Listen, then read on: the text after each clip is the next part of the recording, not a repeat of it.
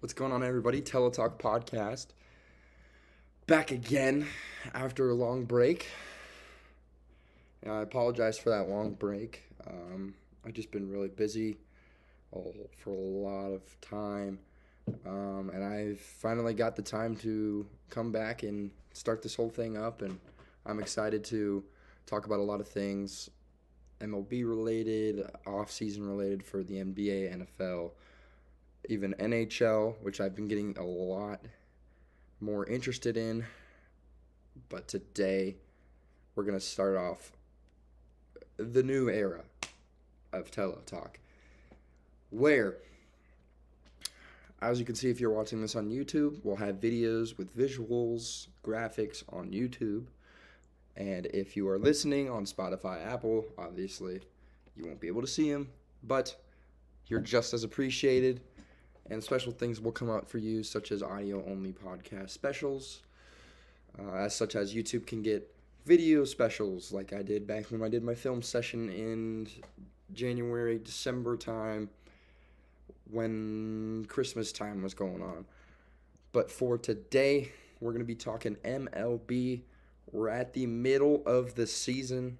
The All-Star teams just got announced, and that was a kind of a big thing for the MLB today. It was all the reserves, and we'll have a little segment talking about that as we had our two players, Ronald Acuna and Shohei Ohtani, who were put in the All-Star game a lot earlier than everyone else because of how good they've been doing.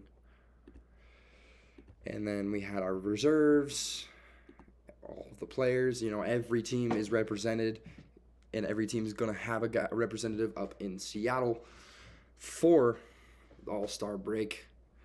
But we'll get into that later. We're going to have three big segments today.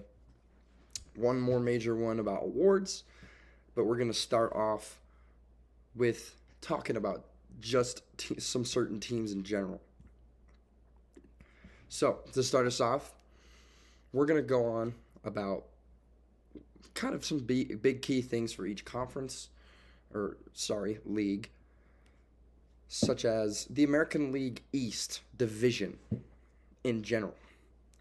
You've got such a strong division, but only 4 of these teams max can make it. You've got the Rays, who are the number 1 team in the American League, second best in the MLB, most wins, may I mention, however, in the league. Just not the best percentage, as the Atlanta Braves in the National League hold that. As for the Baltimore Orioles as well, they're 49-33, second place in the division, one of the top teams in the league right now. I believe they're the 5th best team record-wise, as there's 4 teams, 4 of them with 50 or more wins, and that is the Rays, Rangers, the Braves, and the, funny enough, Diamondbacks, which was a very unexpected team. We'll get to them in a little bit. My big unexpected team for the American League is, a lot of people would probably say he's going to say Rangers, because the Rangers went under 500 last year, but they had a lot of promise. They have a lot of these players that showed potential, like Jonah Heim, who is our starting catcher for the American League. You've got Adolis Garcia, who's a great outfielder.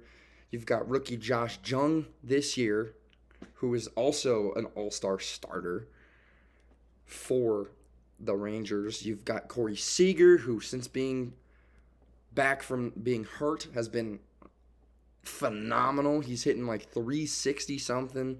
He's a starting shortstop.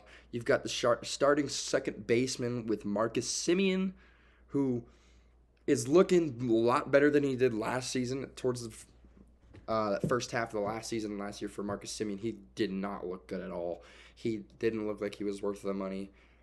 This year, he's looking a lot better. Still not looking back to that 2021 form where he hit 45, 44 home runs as a second baseman, the most all time by a second baseman in a season. And then obviously you've got pitchers like DeGrom that you just signed, Nathan Eovaldi. But DeGrom's been hurt, so you can't really count him. But Nathan Eovaldi has been phenomenal. And then you've got other guys stepping up. And this team just showing that they're dangerous. And I mean, you look at their run differential. Their run differential is nasty. I mean, they've got a 156 run differential. The second closest to them, the closest to them in their entire division is the Houston Astros with a 57. A 57, they have almost a 100 run differential compared to their second place team, who may I add is only 4 games behind. That shows the potential of the Rangers, in especially a time like the postseason, where you don't play 162 games. You're going to be playing up to 3 in the wild card, up to 7 and everything, up to 5, when you're only going to play 5 to 7 games at a time. That plus 156 run differential, when you're only 4 games better than the team right behind you, is going to help so much more. So, as much as I love seeing the Rangers do good and the surprise team, my bigger surprise team, to be honest, it may sound kind of funny to you, would be the Angels for that division. Okay, don't get me wrong. They have a very good player, in Shohei Ohtani. Best player in the world, one of the best players we've ever seen, and pretty much a guaranteed lock for the American League MVP. But every time and every year around this time of the year at the All-Star break, the Angels tend to be under 500. 500 or under 500. And they find a way to just lose it all, fall apart. But this year, I see something in them. I mean, you got your guy in Shohei. You've got Mike Trout, who's having a down year for Mike Trout standards, but this is actually a pretty good season for a lot of people. He's still an all-star starter. That could just be. It's also because of fan voting.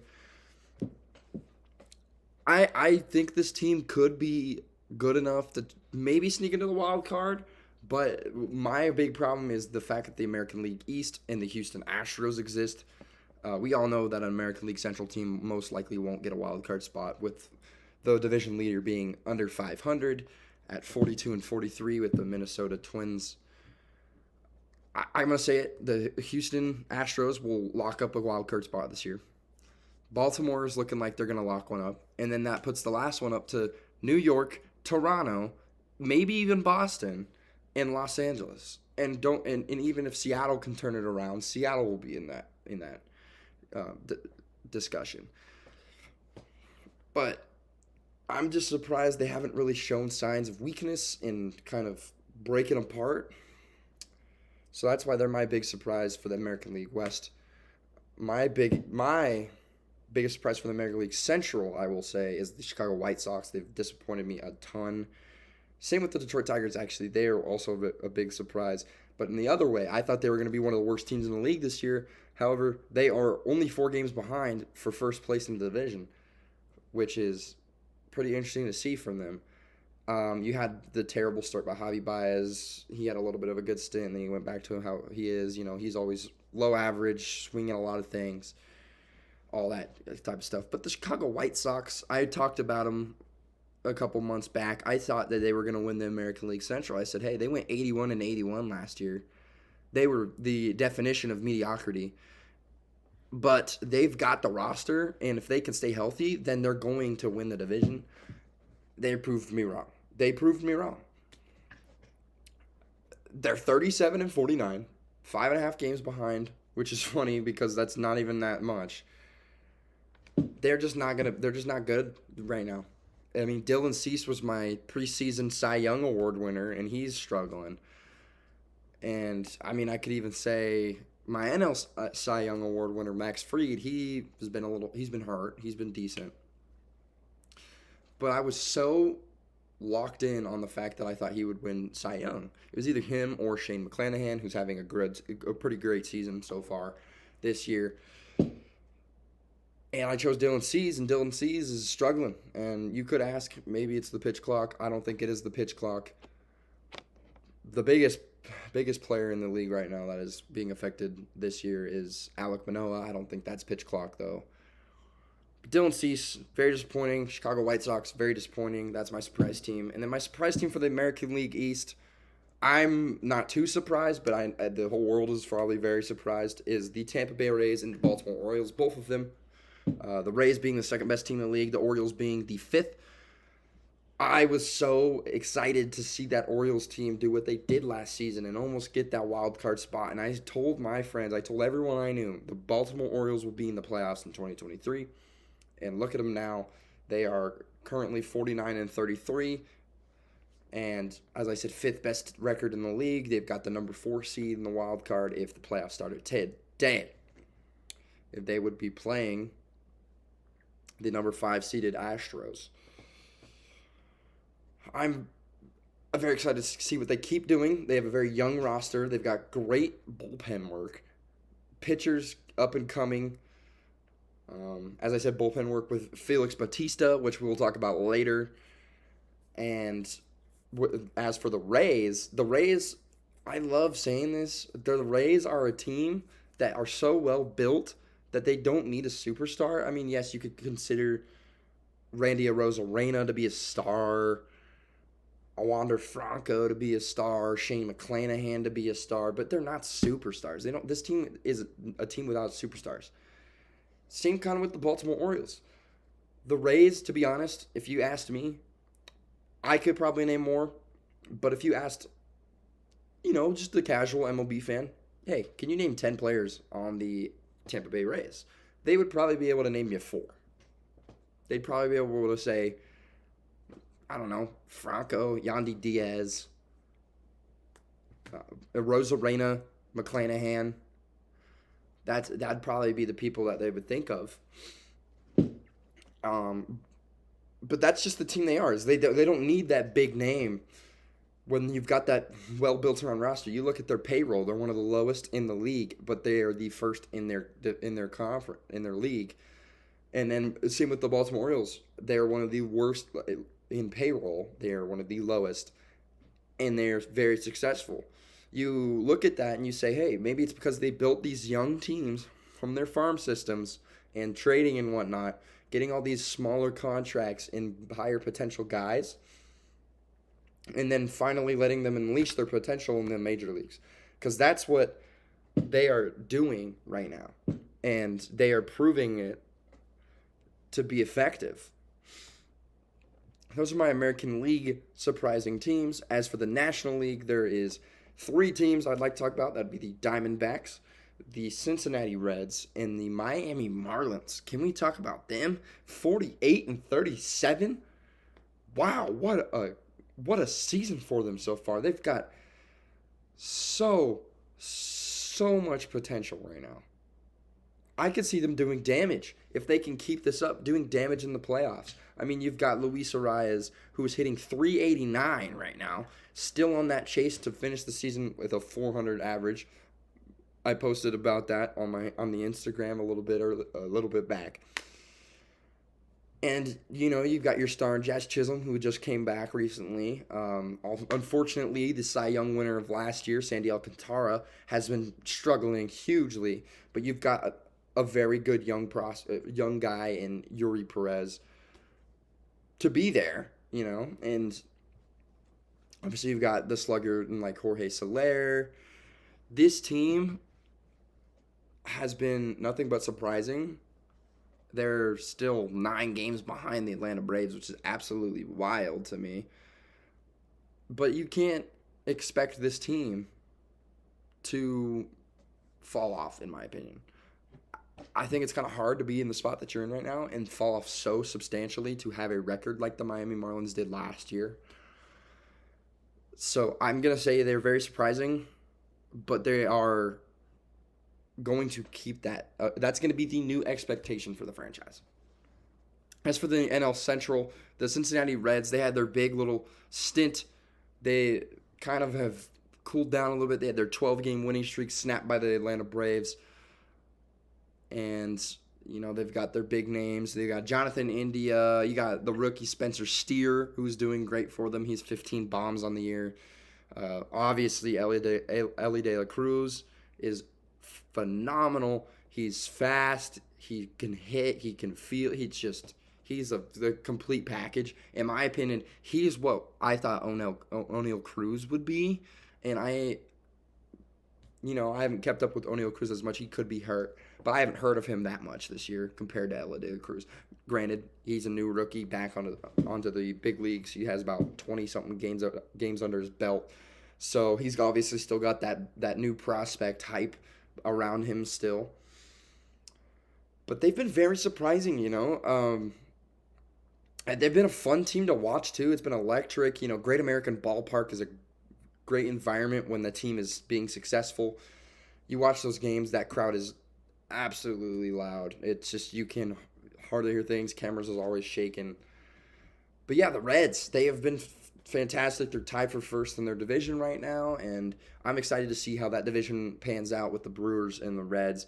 And then obviously the Cardinals, who have been very surprising, who are the third worst team in the National League, especially after picking up the addition of Wilson Contreras to fill up that gap from Yadier Molina. They kind of just show that the pitching gap and not having like a true ace is a big struggle, because they were good last year. I believe they had 93 wins last season. As for the National League West, our final division, before we get into the next segment, the Arizona Diamondbacks are 50-35. You can't tell me that you predicted that. They have so many good players, and once again, crazy to talk about. This team is kind of a very young team built off of a lot of young players and not the highest in payroll. But you go and see what they're doing day in, day out.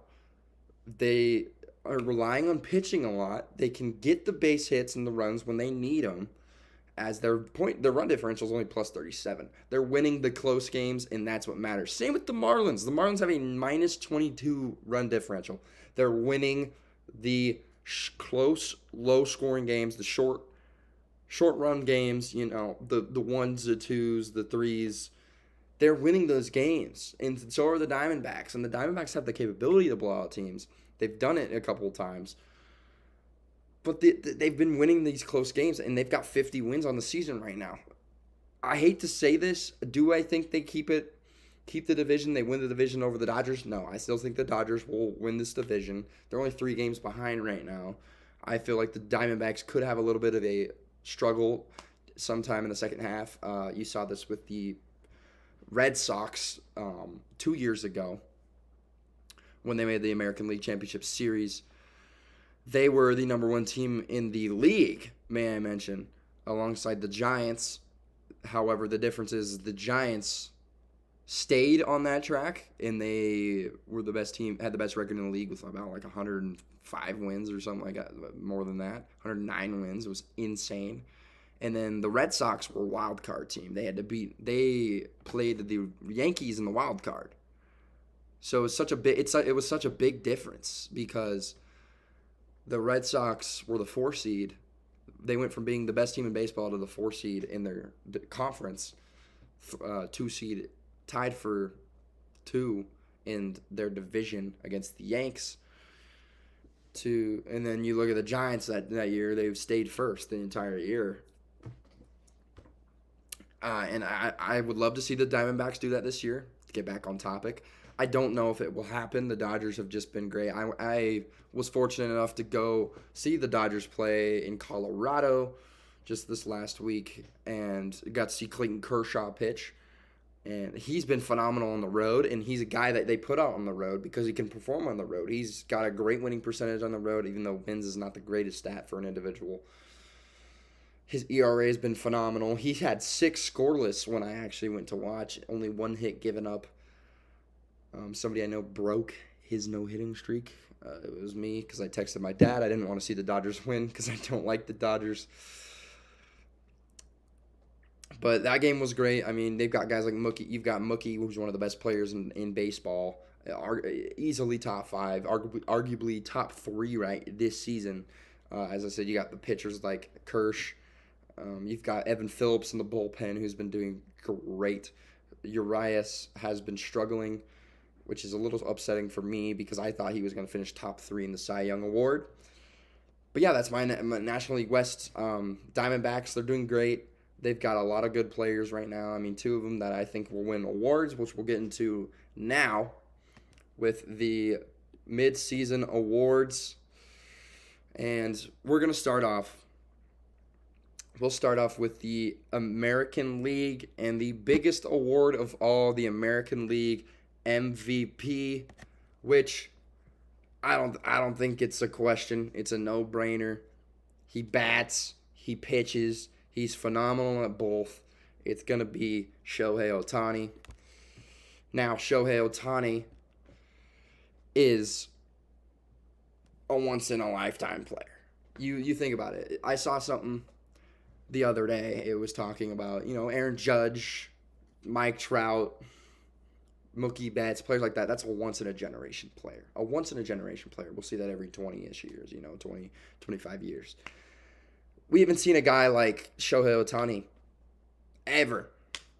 I mean, you could say, since Babe Ruth, but I don't count Babe Ruth really because back then there's not that much footage. This is all, we're in the media area, the replay era. We can always see stuff.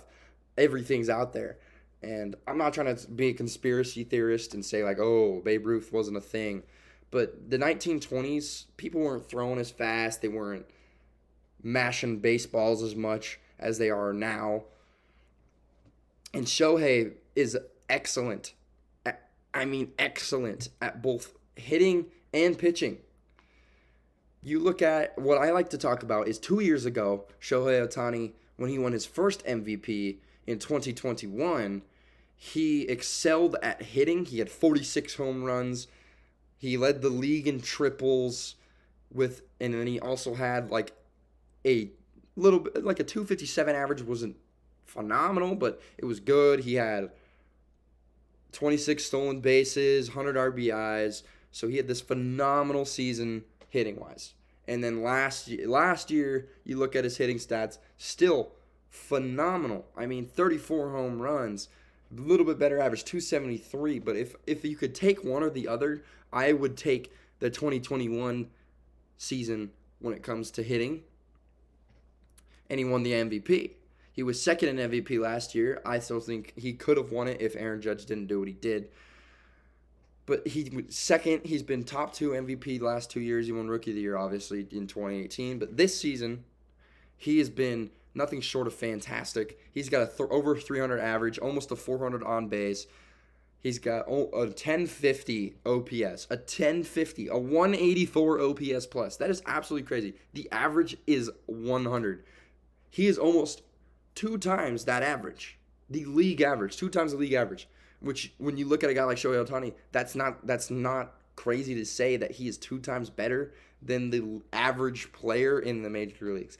Because the average player can't go out there and do what he did, such as like throw 10 strikeouts and hit 2 home runs, 6 scoreless in the same game. He's unbelievable. I love watching him. It's just he leaves me speechless when I watch him play. And then you look at his pitching this year. 2 years ago, he had an ERA plus of a 141. He had a normal ERA of a 3.18. Absolutely crazy. And then last year, he goes out and wins. He gets 4th place in Cy Young Award. As a two-way player, he gets 4th place. I think he could have even been a little bit higher, possibly. But yes, we had the guys like Shane McClanahan, Justin Verlander, and Dylan Cease last year, who I think were the 3 finalists. Last year, he goes out and puts out a 2.33 ERA with a 172 ERA plus, a 2.4 FIP, a 1 WHIP, and then with an 11.9 strikeouts per 9. Which led the American League over a guy like Dylan Cease, who was striking people out like crazy last year.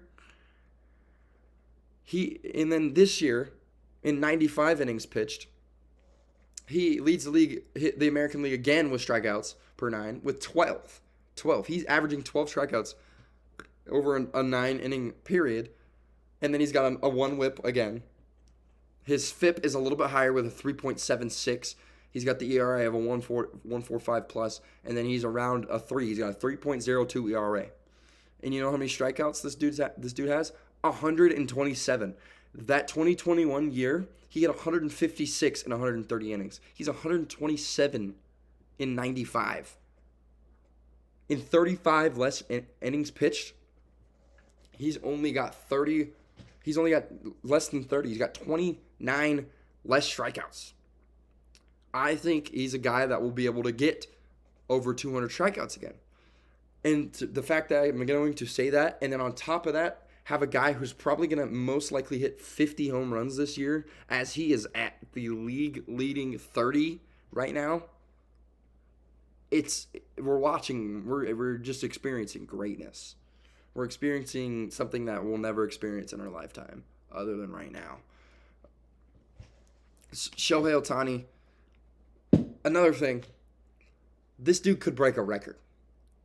At this same point, it was like 2 days ago. At the same point 2 days ago, he had the same amount of home runs as Aaron Judge did last year when he broke the record for 62. I'm not saying Shohei's going to break it and get 63, but if he does that, if we watch a season where a guy like Shohei Ohtani pitches around the 3 range, maybe even under into the 2s, and then goes and hits 63 home runs, you got to give this dude the MVP for the next 5 seasons. Like, it guaranteed. It doesn't matter. He's that good. And as I said, the way he plays just leaves me speechless, just jaw-dropping. You just look at him and you're just like, how is he doing this?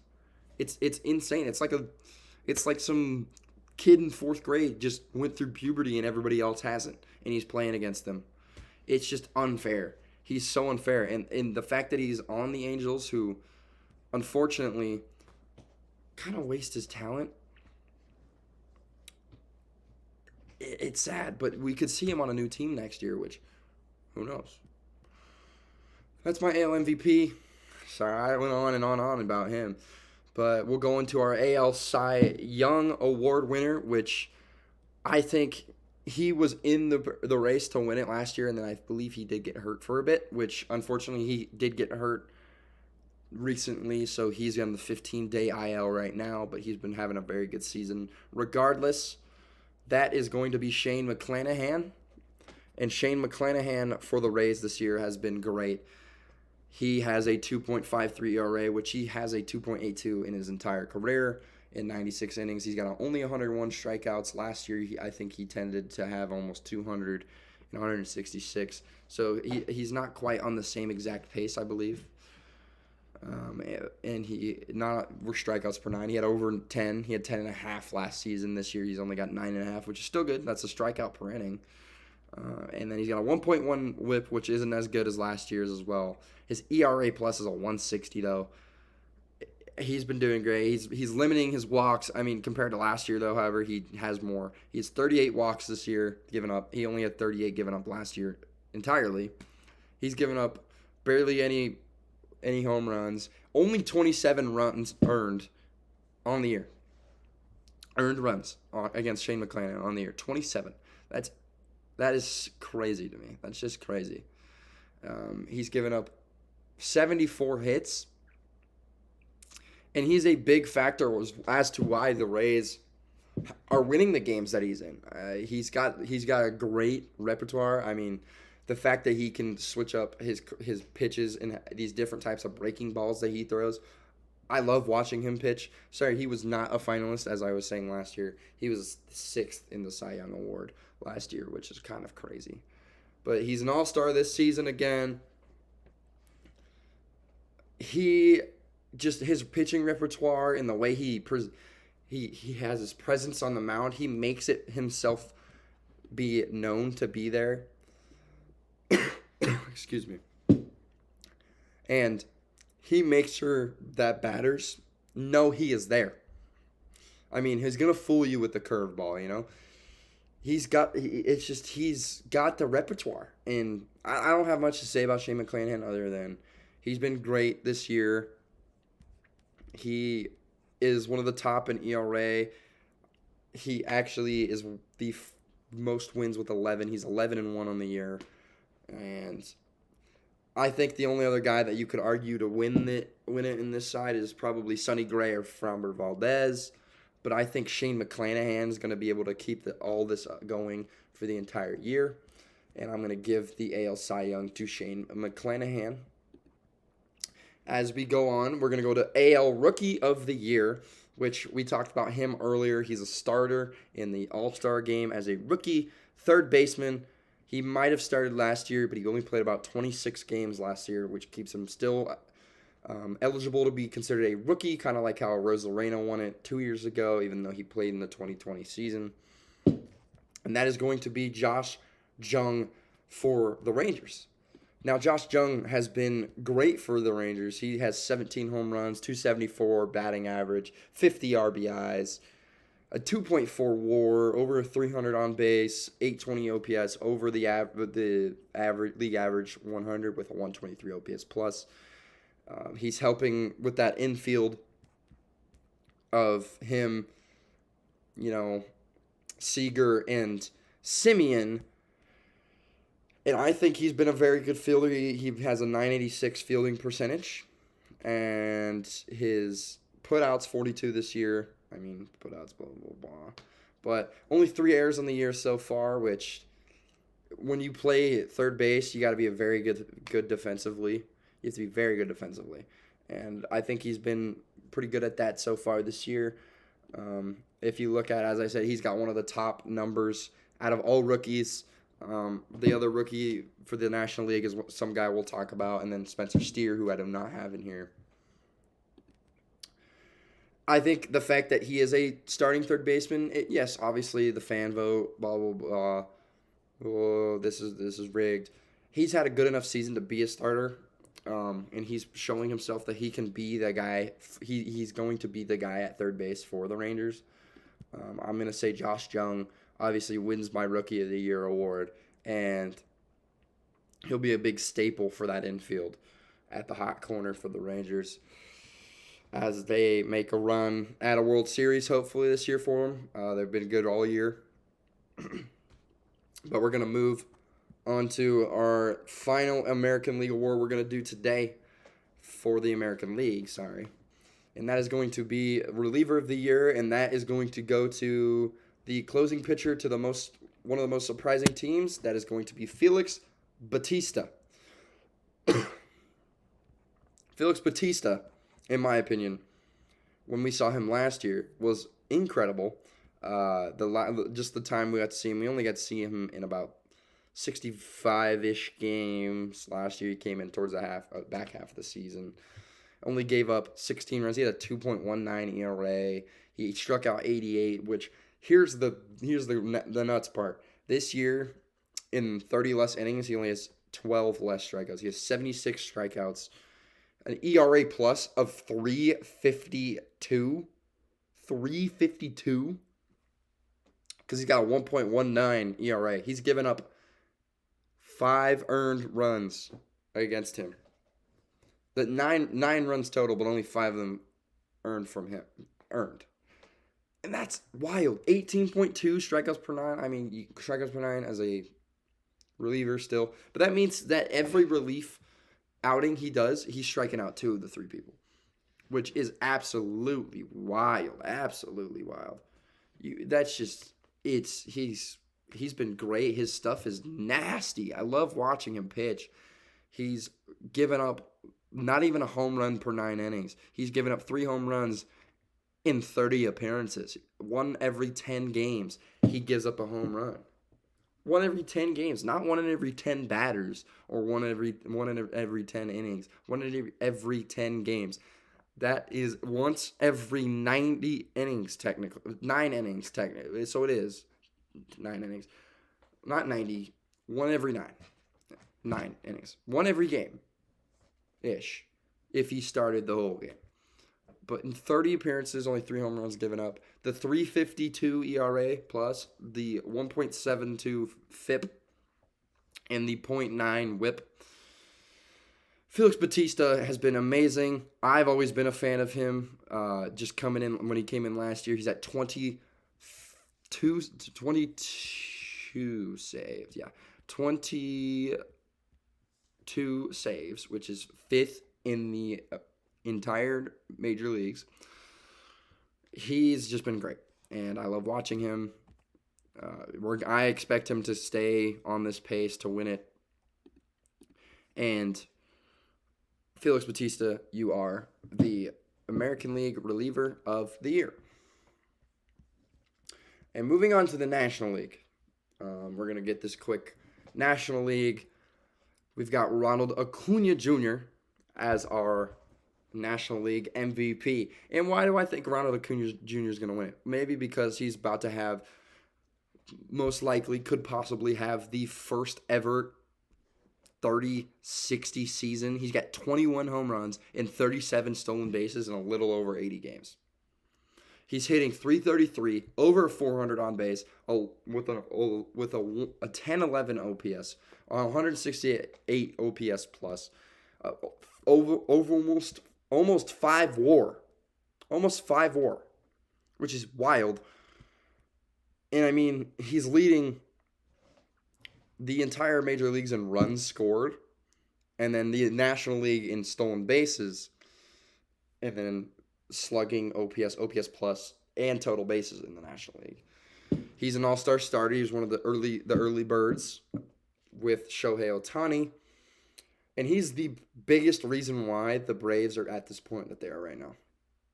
You look at it, they've got an incredible team. Austin Riley, Matt Olson, Travis d'Arnaud, Sean Murphy, Orlando Arcia, who's been very good at shortstop. He's the starting shortstop, may I add, for the National League.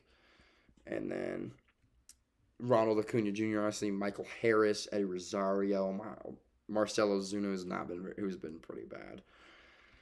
They have been so good. They're 21-4 in June. They were 21-4 in June, about like a weekish ago. They have 3 players starting.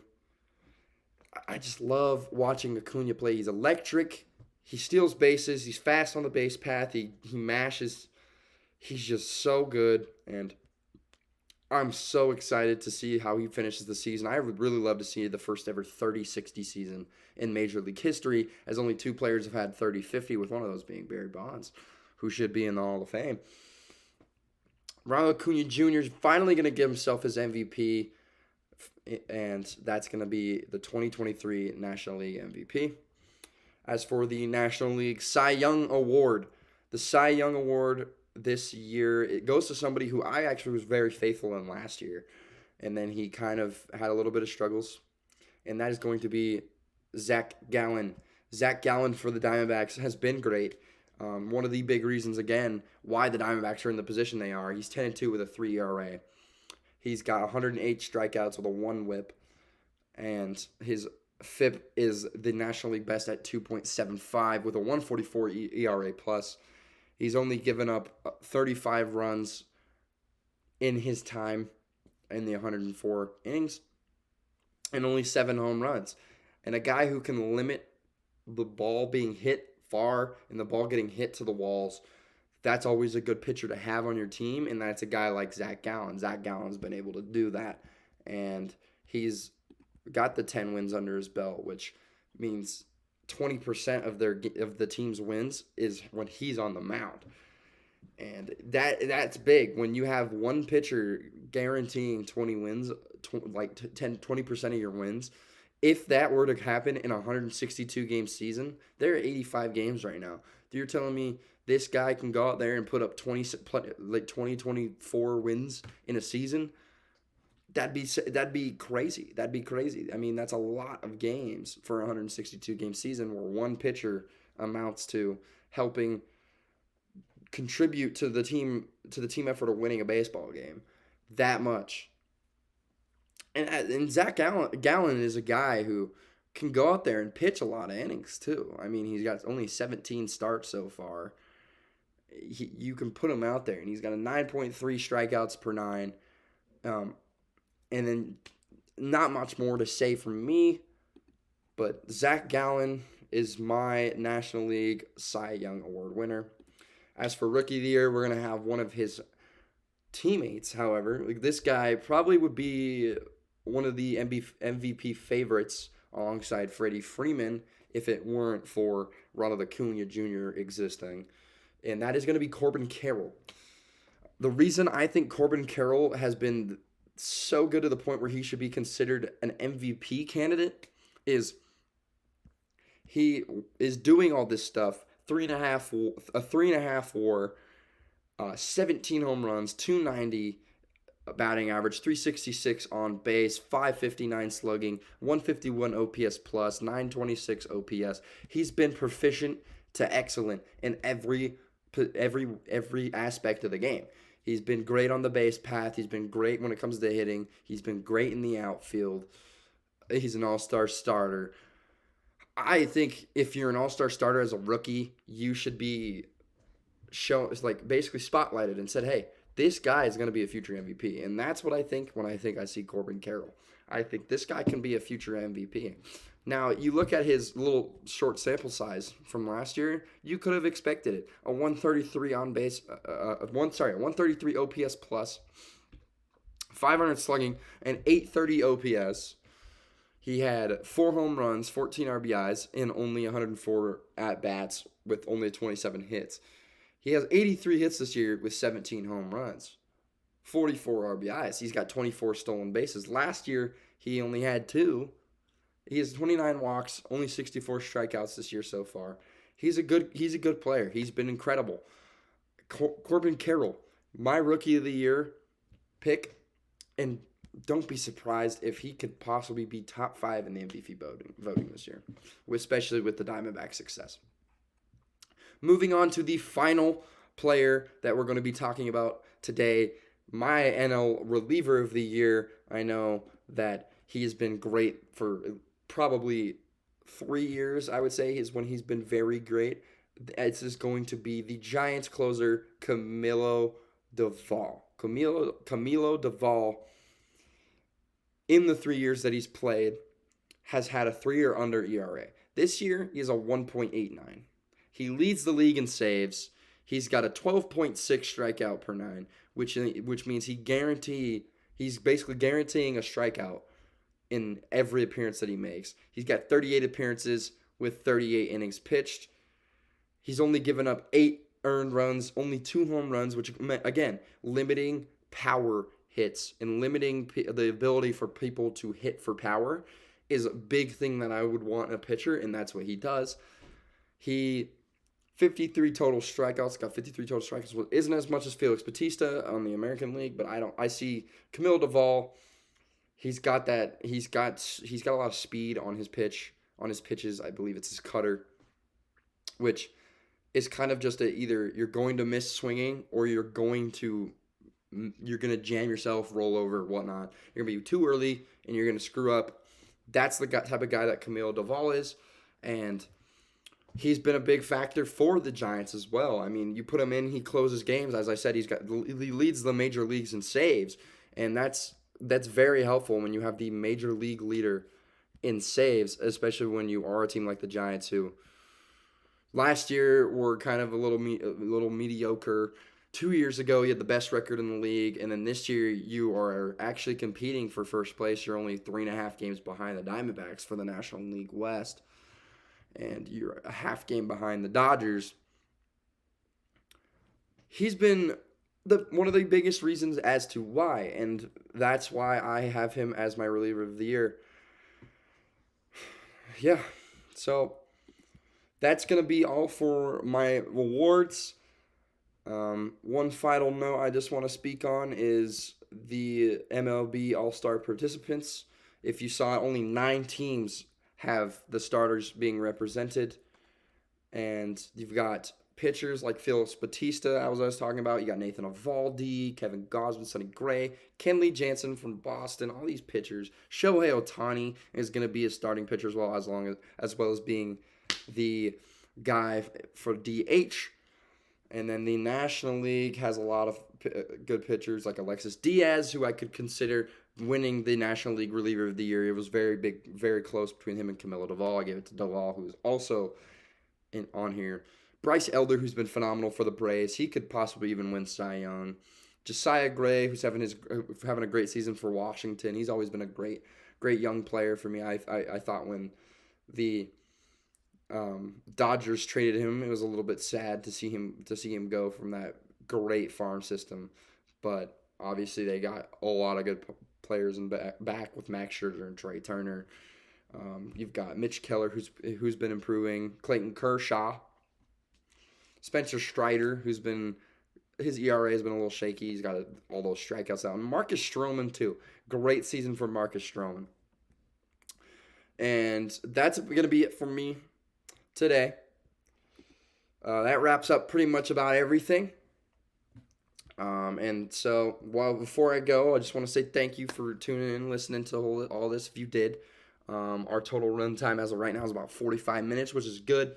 It is kind of what I like around this sort of range. That's what I'm going to be trying to target and aim for going into the future, around 40, 50 minutes. I don't want to go over an hour, hour 10, hour 15, like some of mine are. That's a little too long. I don't want you sitting down, having to listen to that and dedicate all that time to that. I do appreciate if you dedicate all the time to listen to these, as it does really mean a lot. All the support I can get. I'm just trying to grow the brand. I'm trying to fulfill a dream of mine, and just working in this industry would be something huge to me. And so, once again, thank you for watching on YouTube if you did. And I hope if you're on YouTube, you enjoyed the graphics things and how I'm going to be doing this from now on. Give me any tips and advice. Don't forget, follow all the socials. Subscribe to YouTube, which is Tello Talks Sports. Tello Talks Sports. You can also look up with @. My @ is at Tello Talks Sports, just like it is on Instagram at Tello Talks Sports. And then on Spotify, Apple, Amazon, all that stuff, the podcast is Tello Talk Podcast, which we all know and love. But yeah, that's it from me today. We'll be back soon talking about more baseball, and little thing I got to tell y'all is we're going to be going through every NFL team's schedule before the season starts. I'll have a bunch of special guests on there, and we'll be going through the schedules, predicting records, predicting what we think the playoffs could look like from a way too early standpoint. So tune in, get ready for those, and I'm out. Peace.